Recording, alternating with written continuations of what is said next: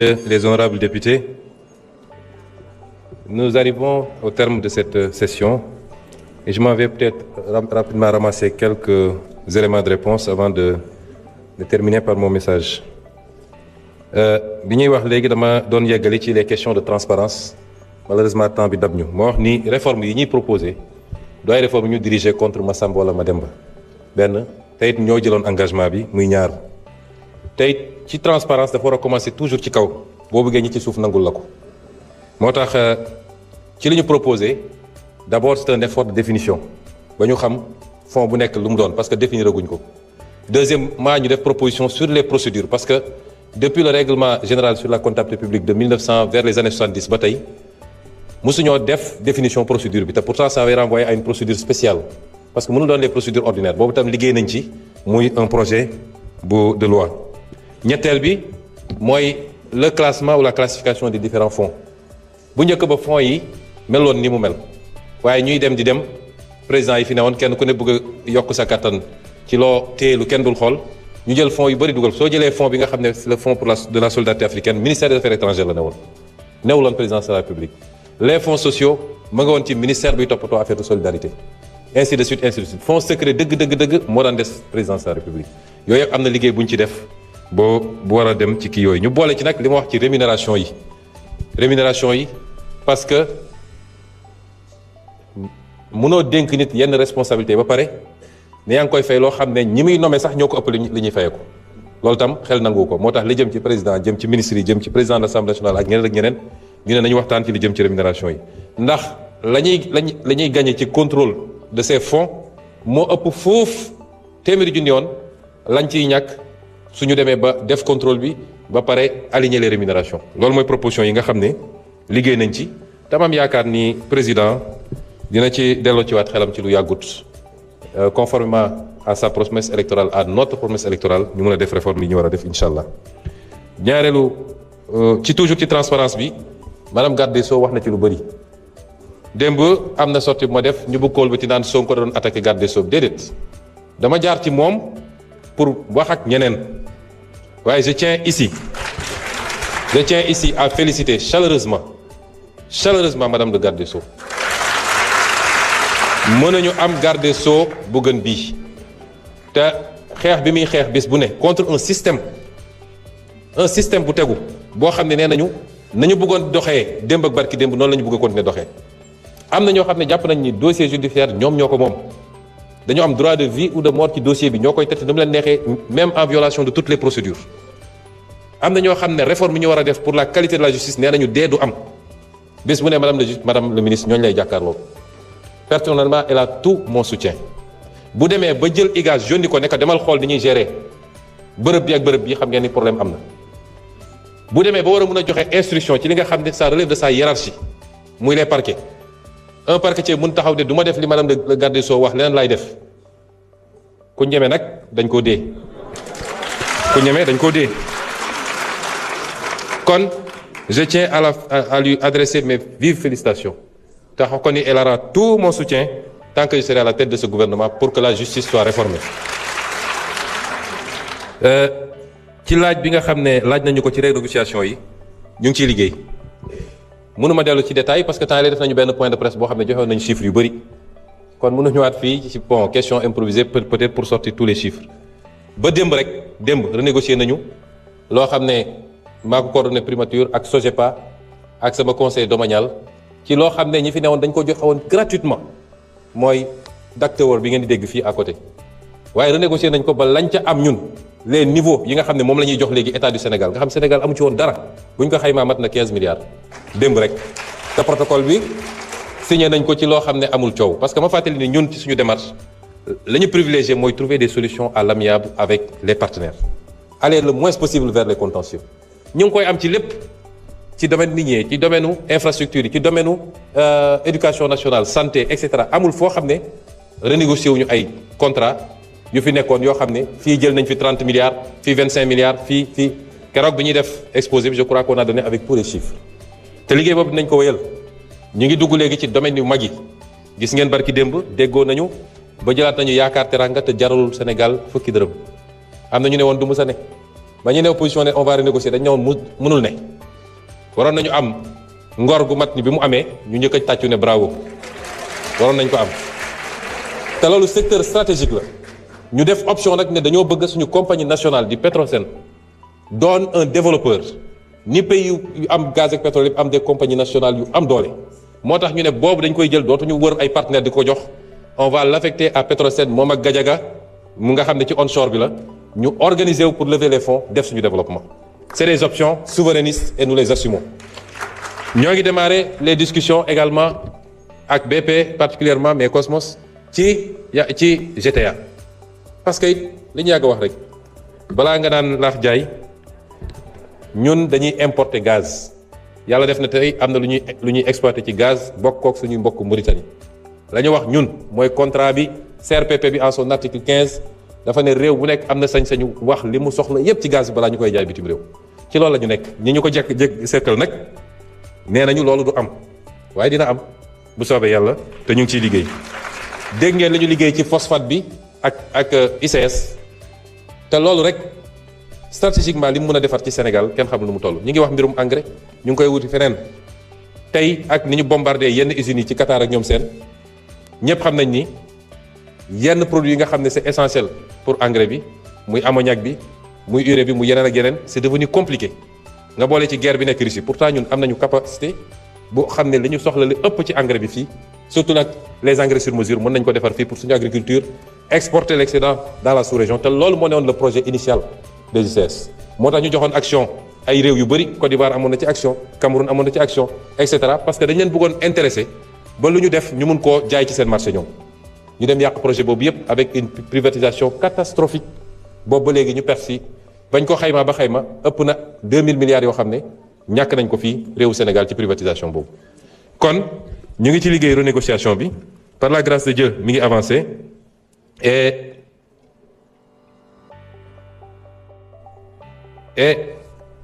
ñu ngi continuer ci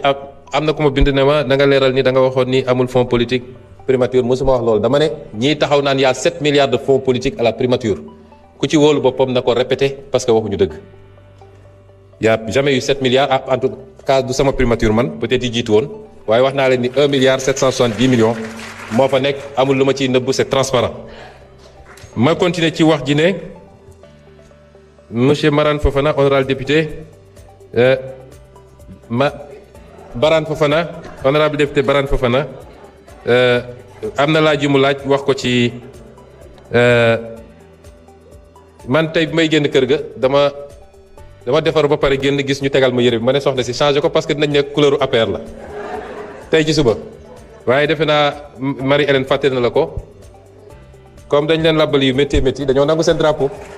fi ne ni ñun ñoo waroon sol marron parce que dañoo nangu seen drapeau ci li jëm ci ñi nekk Maroc mosuñu leen seetaan wax naa ko fii ma mujjee ñëw réew mu nekk dafa am souveraineté am ci justice am fii am na ay doomu Maroc yoo xam ne ñi ngi fii ci prison Sénégal dañ fay def lu ñu farul def ñu tëj leen am na doom yeneen réew yu ñu fi tëj kon nun mënuñoo jël ay bazoka dem Maroc ni dañuy libéré ji ay doomu Sénégal yu ñu fa jàpp donte jàpp nañ ni mbir mi teguwul ci yoon frustration la ci coupe bu ñu ñàkk waaye amul su doon sax flagrant délit lañ leen jàpp ñu dañoo toj ñaari chaise loolu jarul woon lii lépp wax nañ ko clairement mais lañ ci mën def nañ ko président de la République bind na Sa Majesté le roi ne ko mu may leen grâce ñoom ñu ne woon tant que procédure bi jeexul mënuñu def grâce loolu mooy yoon même fii Sénégal procédure nag jeex na ndax def nañu appel kenn demandé wul cassation donc fa la mbir ma jeex ñoo ngi déglu ndax dina ko def wala du ko def. la nga wax ne ñu ñëw purger seen peine fii nag lu ñu encadré la ci convention bi ñu signé ak Maroc dañu ne pour que loolu mun a am il faut que peine bi dépasser 1 an te ñu ngi calculer peine bi à partir de fi ñu condamnation définitive bi ñun les peines variaient de 3 mois à 1 an waaye am na ñoo xam ne seen 1 an bi purgé nañ ci déjà 4 mois balaa ñuy dem ci décision appel bi kon loolu la convention bi wax mooy bu dee peine de moins d'1 an il faut l'agrément l'assentiment de l'État qui a condamné kon ñun lañ ci mën yëpp ñu ngi koy def ñu ngi koy suivre tous les jours demande yi ñu war a def yëpp def nañ ko waaye nag du ñu déclencher une guerre pour aller libérer nos compatriotes jaru ko woon wax naa ko fii te ñaari réew yoo xam ne wax nañ ne seen diggante yàgg na rafet na am na loo xam ne xaju si waaye nag foofu lañ ci mën a yem pour le moment et nos consuls rendent visite régulièrement pour savoir dans quel état nos compatriotes se trouvent là-bas. wax nañu aussi li jëm ci pour élection yi bon li ministre urbanisme wax léegi lu am la waaye ñaar yooyu bokkul la nga xam dafa jëm ci acte 4 bi loolu amul dara lu ci yàkkamti waaye li jëm ci code électoral bi mooy problème bi parce que bu dee dafa am modification ñu bëgg a def ci code électoral bu ñu ko deful ba mu des 6 mois ci élection bi mënatuñ koo def wala suñ ko defee mënuñu koo appliquer donc peut-être question yi ci loolu la jëm mais ministre bi de tontu na ni weesoogul donc ñëpp a ngi toog di xaar mais de su may wax man en tant que ku jiite parti politique it la may wax mooy Pastef tient à ce que les élections se tiennent à date ku parewul pare woo nun pare nanu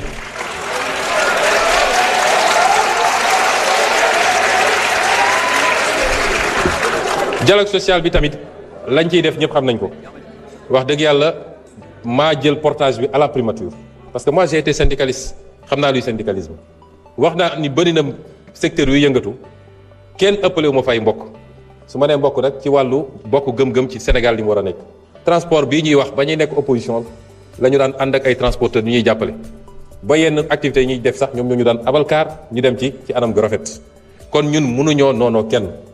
tey su ñuy def effort pour bloquer les prix du carburant c'est pour dimbale aussi les transporteurs bañ ko wàññee c'est pour dimbale les transporteurs donte répercussion bi waroon am ci wàññi prix billets yi amul mais teewul ñu ngi continuer di leen jàppale renouvellement parc bi ak yeneen mesures yu ñu jël c'est pour la sécurité des transporteurs depuis quelque temps d'ailleurs monsieur le ministre des transports dafa mel ni accident yi wàññeeku na mënu woon toog ñaari fan te neewuñu la oto yi lu ñu leen wooyee sax Cheikhou Sarifou accident wul ñàngam personne dee na ci parce que transformation yi daan def ci biir oto yi ba ci volant bi ñuy dawalee oto bi wàcc volant à gauche nga transformé ko yóbbu ko à droite wala vice versa loolu moo doon andi fragilité bi donc amul dara lu ñu def contre les transporteurs seen njëriñ ci réew mi kenn du ko naatable waaye nag réew bu ñu ko bëggee defar du rek lu waay bëgg nga bàyyi ko ci loolu dafa am la sécurité am les questions liées à loo xam ne day yóbbaale bakkanu nit yooyu yëpp il faut ñu sóoraale ko ci. Monsieur le Président mënoon naa continuer mais damay daaneel parce que 5 minutes moo ma dese di wax ni am nañu. Monsieur le Premier ministre, vous avez 20 minutes de plus hein? Ah dese naa 20 minutes. Merci duñ ci yegg. duñu yegg ci 20 minutes yi bu soobee yàlla wax nañu aussi ci li jëm ci visa réciprocité ak yu mel noonu bokk na ci li ma waxoon léegi mooy xaw nañoo ragal ba ragal suñu bopp ñun sax président Donald Trump président la réew mu am doole réew bu tudd Amérique am na sañ-sañ moom wax ci Afrique ba wax sax ni ay réew la yoo xam ne du ma wax lu mu ci teg ci qualificatif mais ñun en tant que pays libre et démocratique ci li jëm ci suñu gis-gis ak ci àdduna nu muy doxee amuñu sañ-sañu joxe suñu xalaat xastewuñu saagawuñu waaye suñu xalaat dañ ko joxe ak ku munti doon ndax fii gannaaw yàlla lépp neen la ku yaakaar ni nag joxe sa xalaat wala ñàkk koo joxe moo war a tax li mesures yi Trump appliqué wu ko ci Sénégal kese pratiquement Afrique la ko appliqué àdduna bi yëpp sax d'ailleurs ñi nga xam ne ñooy ay partenaire am di xaritam di ay nitam mooy Europe ñoo ci gën a sonn ndax xëy na ne leen taxi yokk naa ko lu ngeen doon fay benn fay naa la ko fukk te ñoom ñoo bokk seen i alliance militaire bokk seen OTAN nekk les premiers partenaires commerciaux du monde kon kooku wax loo xalaat ak ñàkk wax loo xalaat taxul terewul mu def li mu war a def ngeen xamee ko noonu waaye Afrique c'est pas parce qu'on est pauvre que notre voix doit être tue nous avons notre mot à dire nous sommes des citoyens du monde su nit xëyee déclenché ay guerres yoo xam ne tey mu ngi souffrir loo am nañu sañ-sañ wax ci suñu xalaat buñ ko mënul wax Nations Unies nañ ko wax fii ñu toog waaye am nañu sañ-sañ wax suñu xalaat FMI n'est pas la solution it ci déggin la kon yéen jàpp ngeen suñu solution FMI la mais loolu suñu problème suñu solution mi ngi ci ñun d'abord est-ce que FMI mooy solution Chine wala Corée du Sud wala Japon wala États-Unis déedéet pourquoi ñun ñu jàpp ni FMI mooy suñu solution chaque fois may leen wax leen ma réew bu FMI développé ci àdduna réew bu FMI développé ci àdduna amut nañu génn ci yooyu nos solutions sont entre nous gis nga cadre boobu ñu tëjoon suñ ci génnul quels que soient les efforts qu'on fera du ñu développé li ñeneen ñi def ba développé bu ñu ko defee développé wax naa leen léegi le cadrage bii nga xam ne fi mu ne nii leer na ci ñun ñetti at yi di ñëw liggéey ci cadrage boobu moo fi des te bëgg ci ànd ak sénégalais yëpp mooy lan wax naa ko léegi les taxes les subventions la dépense publique ak ni ñu essayer d'orienter tout ça def ko de manière très équilibrée boole kook un endettement bu ñu continuer di mesurer et bañ a defaat les mêmes erreurs du passé ba mu aggraver suñu déficit loolu mooy wax ji bor bi man dama bokk ci ñoo xam ne ministre de l'économie d'accord ci ak man defe naa ministre des finances aussi mais dama jàpp ni bu demoon ba sës parce que suñu waxtaan ak suñu partenaire lan la ñuy wax accepter leen ñu restructurer parce que suñu restructuré wul seen askan mooy supporter le poids or dette bi yéen du yéen a ko def da ngeen ko fi fekk ñoom loolu la ñuy wax waaye bor bi daf ci am une partie boo xam ne li tubaab naan dette odieuse daf ci am pour dette odieuse am mooy dette bi bañ koy lebuñu ko ci turu Sénégal parce que laajuñu waa Sénégal mënuñu laaj sénégalais bu ne waaye dañ ne jaaral assemblée nga laaj leen jaarul assemblée laajuñu assemblée ñu ne ñaareel critère mooy lan mooy fan la ñu dugal bor ba gannaaw bu ñu ko lebee ci condition yooyu wax naa fii keroog nii tout le circuit ndax su dee lu jóge ci bitim réew balaa ñu koy valider sax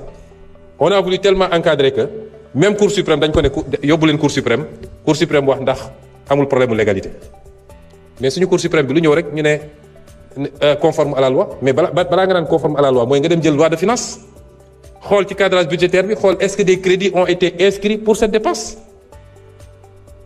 parce que soo nee conforme à la loi ban loi ngay wax la première loi c'est la loi de finance c'est la seule d'ailleurs en la matière presque donc la chaîne de responsabilité elle est totale ñëpp la ci kaw ba ci suuf mais dette bu odieuse am réew aw askan am nga sañ-sañ ne lii du ma ko fay wala mënaguma koo fay parce que du ma bloquer sama priorité yépp pour fay bor kese ci bor boo xam ne biñ koy àbb yéeguma ko mais loolu nag day ànd ak chaque jour ma répété ko fii ña def njombe googu ñu woo leen ne leen lan moo tax ngeen def ko soo mu ànd kon mënuñu bloquer suñu lépp parce que dañu war a fay ab bor mais FMI te wax naa ko fii ñàkk ko woon a xamoon na li xew moom FMI situation nag mooy dem ñu bëgg a wut bu émissaire keroog benn économiste bu mag a mag nekk beneen organisation bi Banque mondiale daf ñu yónnee benn message ne FMI daf leen bëgg a punir parce que vous avez mis à nu son système son incompétence et ses complicités c'est ça le problème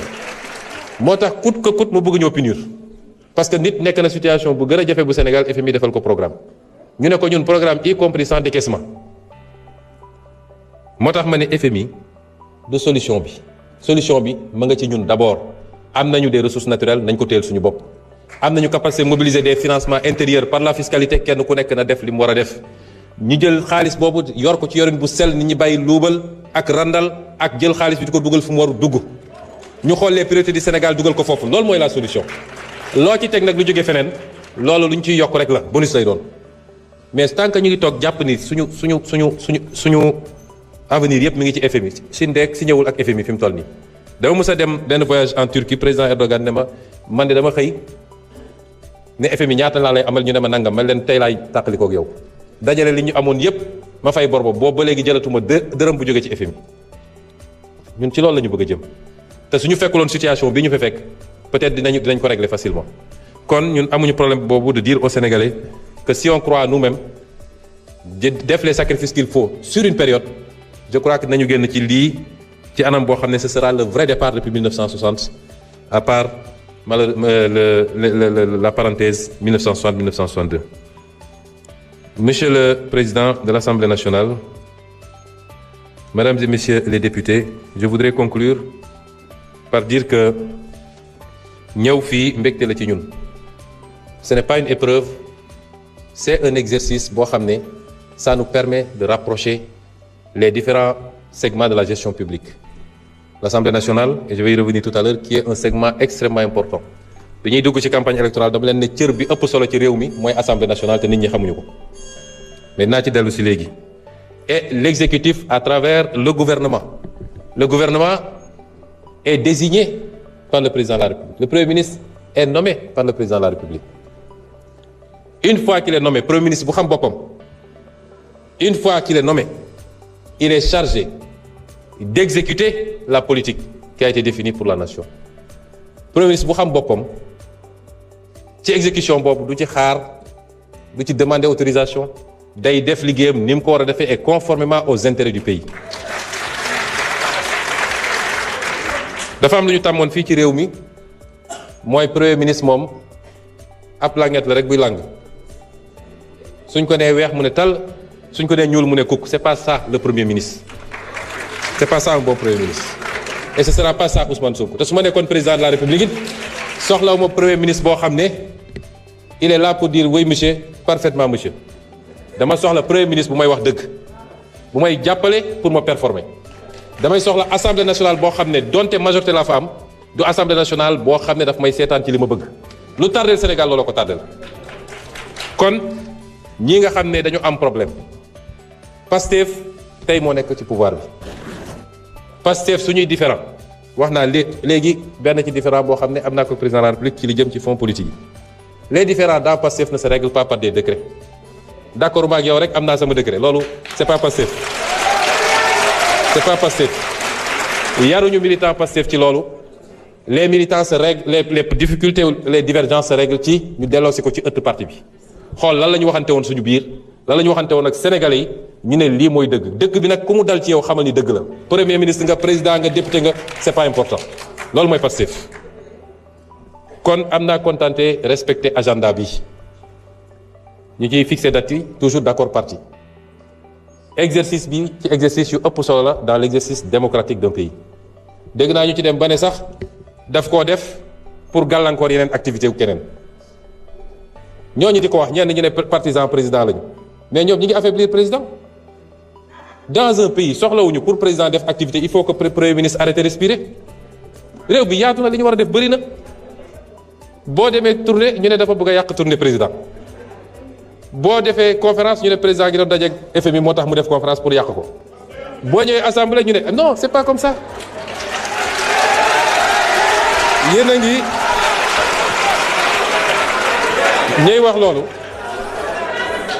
wax loolu dañuy affaiblir président dañuy jox image un président qui est fébrile le président n'a pas besoin de ça premier ministre France buy dem assemblée nationale du tee président France la mu war a def ma ngi koy def ku mu war a recevoir mu recevoir ko. vraiment am na débat yoo xam dama koy seetaan Sénégal ba si yàgg ma ne te li koy andi ñenn ñi nee nañ partisan président lañu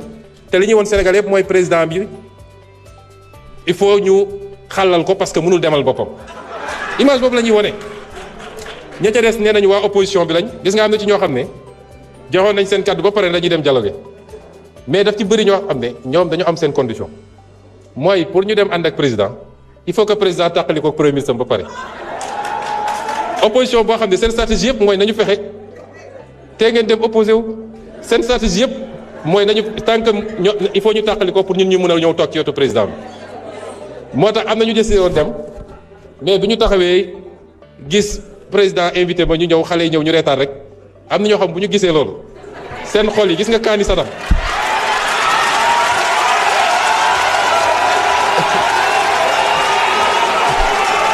cële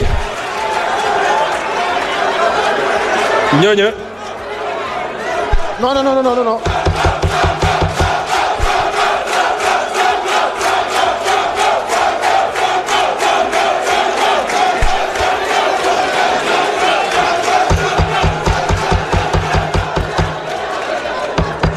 am na ci ñu. S'il vous plaît may la ñu terminer en beauté aussi. am na ñu terminer en beauté. ma ne ko am na ñoo xam ne ca la ñu géddee dialogue ba ca saase waaye may féliciter donc la représentation parlementaire. Cette législature est en train de donner à l'Assemblée nationale ses lettres de noblesse.